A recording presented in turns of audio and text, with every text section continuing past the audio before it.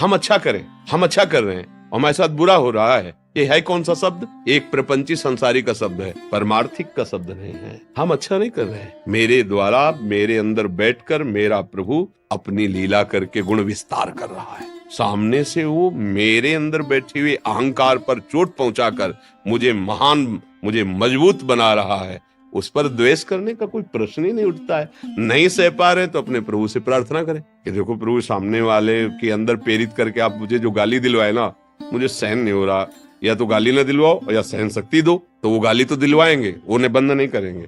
हम तुम्हें पक्की बता दें, हाँ वो दे देंगे, हाँ वो सहन शक्ति दे देंगे। और तुम्हें खास बात बताते हैं कि राग से ही द्वेष होता है, द्वेष की स्वयं सत्ता नहीं।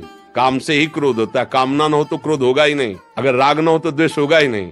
तो पहले राग का भोग करते हैं हम, सुखद भावना, फिर दुखद भावना जबरदस्ती भोगनी पड़ती है। ये सिद्धांत है। अगर हम राग ही किसी से न करें तो कभी द्वेष नहीं होगा। राग की उपज है द्वेष, काम की उपज है क्रोध। देखो गीता जी में कामा संजायते क्रोधा, क्रोधा स्मृति विभ्रमा, स्मृति भ्रंशात बुद्धिनाशो, बुद्धिनाशात प्रणश्यति। कामना की पूर्ति में लोभ का प्रादुर्भाव हो जाता है। सबका मूल कामना है। ये हम इसके साथ इतना सुंदर व्यवहार कर रहे हैं, ये हमारे साथ प्रतिकूल व्यवहार क्यों करता है? नहीं करना चाहिए, ये कामना है। कर्तृत्व और भोक्तत्व भाव अज्ञानी का होता है। जब तक ये अज्ञान रहता है तो क्षोभ, हर्ष, शोक, भय, ये द्वंद्व सताते रहते हैं। और ऊपर उठो, खूब नाम जप और बढ़ाओ। जैसे हम नाम जप निरंतर करने का अभ्यास करेंगे तो वैसे वैसे हमारी सामर्थ्य हृदय की बढ़ती चली जाएगी। अरे फिर इन सब, एक पागल आदमी अभी खड़ा गाली दे, ईंट मारे, आप क्या करोगे? अपने को बचाओगे और भागोगे, उसको मारोगी थोड़ी।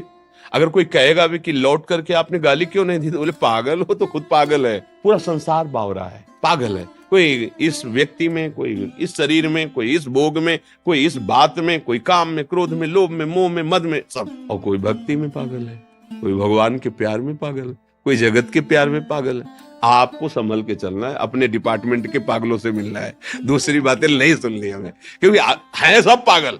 नहीं, कोई प्रेम में पागल भगवान के, कोई माया के प्रेम में पागल। तो अब भाई पागलों के अस्पताल में पहुंच गए हो तो अपना दिमाग संभालते हुए अपने डिपार्टमेंट की बात देख ली, अपना भजन मार्ग का। भगवान के भी प्रेम में तो मतवाले बावरे पागल हैं।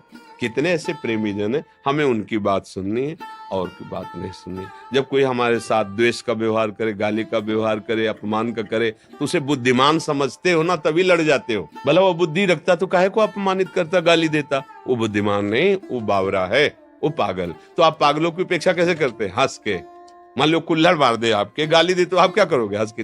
दूसरा आदमी अगर आपसे कहे आपने मारा, अरे यार खुद वो पागल है आदमी, तो खुद वो दया का पात्र है जो गाली दे रहा है, बेचारा बुद्धिहीन, माया से ग्रसित वैसे ही चल रहा है। तुम्हें उसको डांटने की जरूरत, तुम अपने मार्ग में पुष्ट बनो, आगे बनो। अगर अध्यात्म की बात समझो तो, संसार की बात है तो लड़ जाओ, जैसे वो वैसे ही तुम, और दोनों जाओ।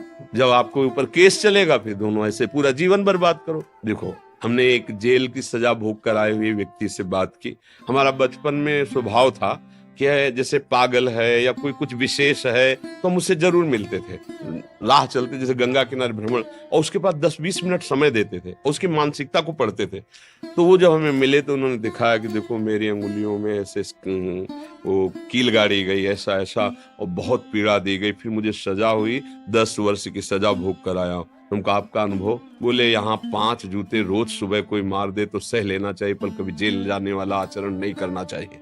उसके मुख की बात कि यहाँ 5 जूते रोज कोई मुझे मार ले तो सह जाना चाहिए, लेकिन जेल जाने वाला आचरण नहीं करना चाहिए। वो आदमी जो ऐसा अपराध किया, उसका अनुभव देखो। बोला ना, अगर वही बात अगर आप सह जाओ यहाँ तो जेल नहीं जाना पड़ेगा और आपकी स्थिति उठ जाएगी, आपके पाप कर्म नष्ट हो जाएंगे। जैसे आपको कोई गाली दिया, आप सह गए, तो आपका पाप कर्म नष्ट हो गया।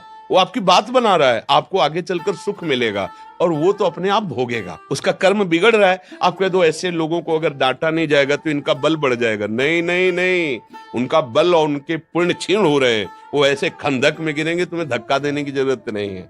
हो सके तो निकाल लेना, पर धक्का देने की जरूरत नहीं। हम लोग अध्यात्म मार्ग के पथिक हैं। जैसे किसी ने किसी को कल कहा कि वो तो बहुत, पनौती शब्द तुम जानते भी नहीं थे हमसे कहा कि वो बहुत पनौती तो क्या, तो हम लोग तो जानते नहीं, तो हमने पूछा पनौती का मतलब क्या होता है, क्योंकि शास्त्रीय शब्दों में तो ऐसा नहीं। तो उन्होंने कहा जहां चला जाता है वहां अहित हो जाता है, मतलब वो डाउन हो जाता है। तो हम कहा श्री जी का दरबार ऐसे लोगों के लिए ही, दुलार के लिए बना है।